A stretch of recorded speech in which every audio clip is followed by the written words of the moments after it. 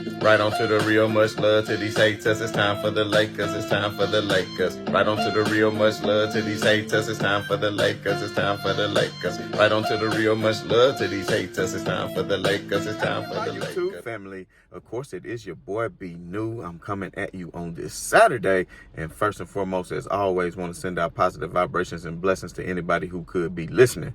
Now, with all that being said, we do know that the Los Angeles Lakers were back in action on yesterday, taking on none other than the San Antonio Spurs in San Antonio, as the Lakers look to get their first road win of the season, because that is something that they have yet to do. And actually, every team in the NBA had at least won a road game, and the Lakers, sadly enough, had not won one as of yet. But of course, as we all know, the tables did turn in their favor, and of course, they did bring home the victory yesterday. Now, they were going against a lowly Spurs team who actually started off the season pretty hot, but it didn't take them teams a long time to get them on film and get matched up and to get a little bit more of a competitive edge, and of course get into rhythm as the season progresses, to quickly find out that the San Antonio Spurs are simply, top to bottom, talent-wise, just not a good team, which is kind of sad to see, because we know how long Popovich had San Antonio winning for 20 years in a row. Going to the playoffs is an amazing accomplishment, and I don't want to take anything away from that, but maybe the Popovich era in San Antonio will be coming to an end soon. I think he is 73 years old. But anyway, back to the game. We all know that LeBron James did return to the Los Angeles Lakers yesterday, and of course we got a lot of smooth brain individuals who are saying, see, I told you they play better without LeBron. I told you they played better without LeBron. Look, they beat San Antonio by 30 or 25 last time, and now they only won by 10. Okay, so let's put a couple of wrinkles in y'all brain, and let's put some things in what we call perspective. Okay, so first of all, it wasn't the same team. The first time San Antonio was without, arguably, I hate to say this, with their team, I won't say the best player, but one of their best players who plays a vital role anchoring their defense, and that of Jakob Poeltl. So without Jakob Poeltl to be able to defend the rim and actually play straight up and actually make Anthony Davis work on the defensive end, because last game Anthony Davis didn't have to work on the defensive end because there was nobody for him to really guard that they could go to and depend on, right? And not only that, the double teams last night, the second time around, Pop didn't waste any time. He said Anthony Davis is not going to do to us this time what he did to us last time. So early and often we are bringing the double team, and we're going to force the ball out of his hands. And that's what they pretty much did all night. Anthony Davis could never get a clean look on the block. As soon as he came, they double teamed from the strong and the weak side. Depending on his positioning, where he was on the floor, where he was able to get the ball on a post-entry pass. But, Anthony Davis made the right plays and was getting the ball out of his hands. But we have to have a better job with the Lakers wing players on last night. They just weren't as consistent as they had been as of late. Austin Reeves, I want to say, only had 9 points. I can't remember. Lonnie Walker had a great first quarter. He's the one who actually had them take off in the first quarter. He's been looking great.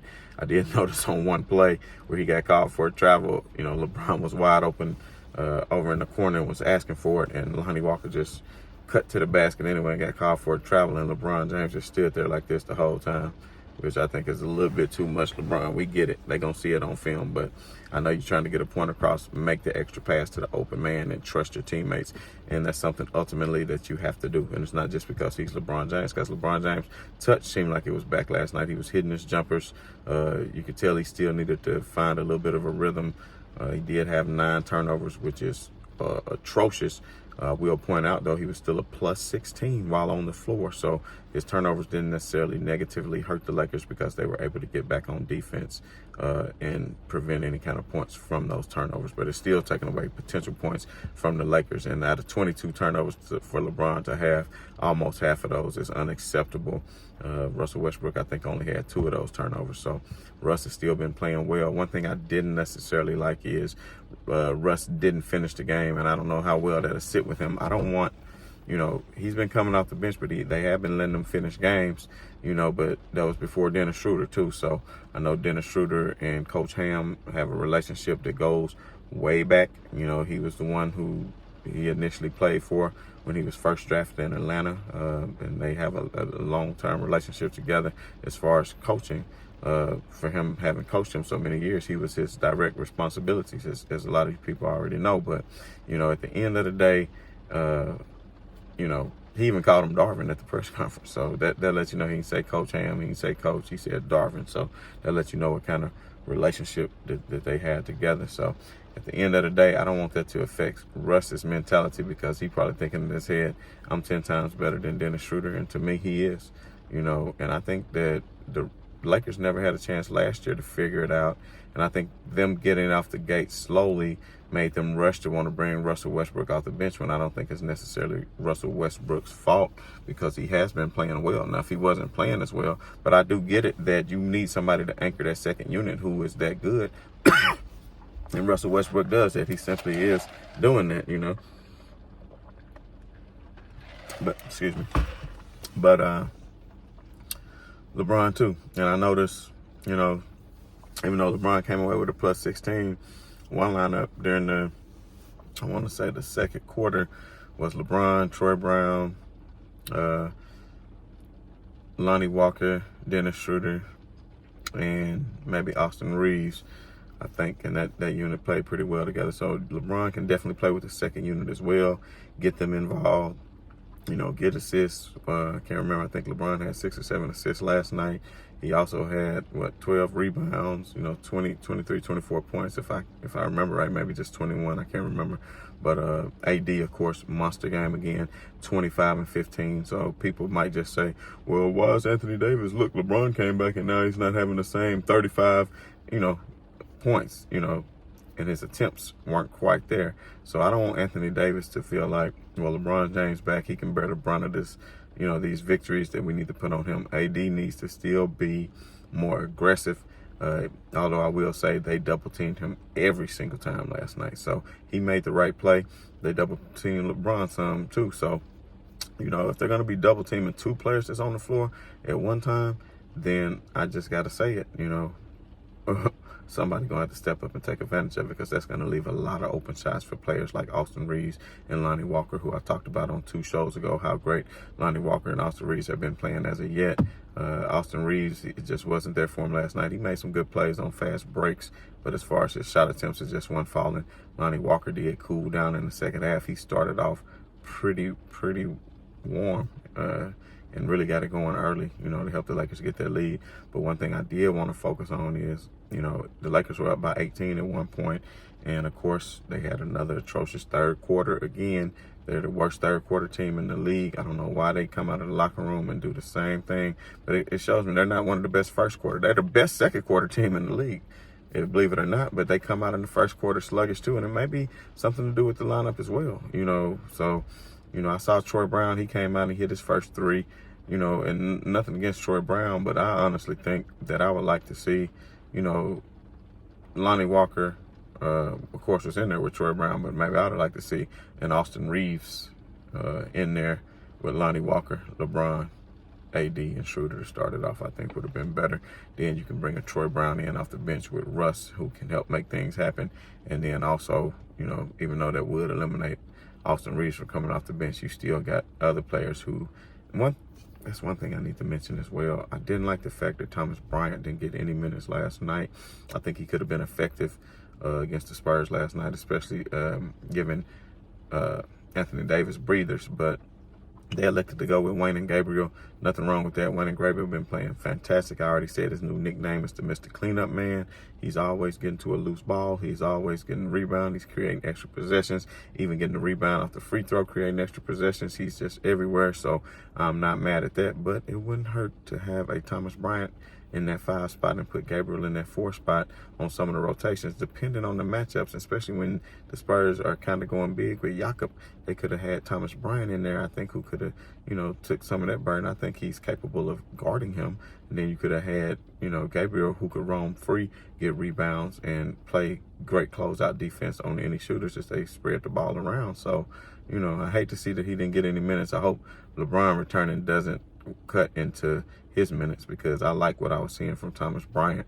And even at some point where they didn't do it as much, is Thomas Bryant alongside Anthony Davis. I wouldn't mind seeing that matchup especially like if say they was going against the Phoenix Suns. I think that would have been good to have a Thomas Bryant go against Aiden, you know, to kind of take some of that load off of Anthony Davis. Then Anthony Davis will have more energy to go back down on the other end, and that's going to create matchup problems for Phoenix, because now Aiden will have to come over to guard AD. Well, who's going to guard Bryant? You see what I'm saying? So then you can get some mismatches going like that, you know. And I just think that'd be good. Then you have LeBron in the 3 spot, AD in the 4, Bryant in the 5. And then your backcourt could be, you know, it could be Lonnie Walker and Schruder. It could be Austin Reeves and Schruder. You know, it could be Westbrook. It's just a number of different combinations. I think as the Lakers continue to grow chemistry, they're only going to get better. And as they get better, it's going to be more of the same. And the Lakers' next game is against San Antonio again tonight. LeBron James is expected to play. He said he had 2 weeks off. He's feeling fine. Maybe he'll get the turnovers under control, and we'll see what they do tonight. And then after that, they had the Pacers back at home before they go on this road trip. And then I think they're going to have the Blazers. Blazers played great last night. Ended up coming back and beat New York. Messed up my 5-team parlay. I knew I should have did a 14. But anyway, you know, New York Knicks gave that one up, close game in Madison Square Garden. So, you know, the West is real packed tight right now. If you look up at the standings, it's only 3 or 4 games for the Lakers being in second or third place, because it's so packed from number 1 through 10. So here come the Lakers. I'm telling y'all, you better watch out and you better recognize. And I hope Memphis doesn't continue to struggle with the absence of Desmond Bane. We talked about that on yesterday. You know, other teams I think that's going to start coming down to earth is the Utah Jazz. They started off hot, but the more people get them on film, then the more they can, you know, and talent is talent. Don't get me wrong. If they can go out and they stay hot from 3, like the way they're capable of doing, they're going to be a hard team to beat any night. You understand what I'm saying? So I'm not taking anything away from that. But you talking about a team like Denver, if I'm the Lakers, I'm not scared of Denver. I'm not scared of Portland. I'm not scared of, you know, the only teams that match up well currently right now is Phoenix and Golden State. Then the only 2 teams I think ultimately the Lakers have to worry about. And of course, Utah spanked that ass twice this year, so they definitely have to worry about matching up to them. But with that being said, I think the Lakers were still very much trying to figure out who they were at the beginning of the season. So if they were to go up against Utah, which they will be playing them again, I'm sure again this season, even though they're in the mountain, what is it? I get these divisions confused. The divisions in football is in basketball, because it doesn't matter as much the way the playoff season is. You just, you know, it's 1 through 8, so you tend to forget. But anyway, man, you know, I had a good Thanksgiving. I'm still out of town. I'm going to be gone, man. I want y'all to send positive prayers and vibrations for my son. You know, trying to get him taken care of so he can be free. He's a good kid, so I just want him to get himself together. And I want y'all to send positive vibrations to him and to me for that. So that more on that coming soon. So everybody who's been with me for day 1, I appreciate it. If you haven't done so already, hit that bell, hit that like, hit that subscribe as we continue to talk about these Lakers game in and game out. And like I said, LeBron James is only going to get better. He's going to get back to form as far as his shooting, because LeBron James is a reliable jump shooter. And once that gets turned back on, and he can create for others, because a lot of those times when Anthony Davis getting double teamed is going to be on LeBron. And LeBron made some nice cut to the hole last night, and Westbrook was finding him. I think Westbrook playing 1,000 times better. Whatever heavy load he had on his mind, putting too much pressure on himself last year and letting everything get in his head, that's now gone. You know, I wouldn't mind seeing Westbrook back starting again, y'all, just to be honest. I think him and LeBron can actually play together. You know, I think they can. I think it's BS. You know, last year they played 20 games, and that wasn't a large enough sample size for all of them playing together like that, you know, with LeBron, AD, and Westbrook. You know, plus we got better complementary role players this year. So either way, like I said, right on to the real. Much love to these haters. I'm out.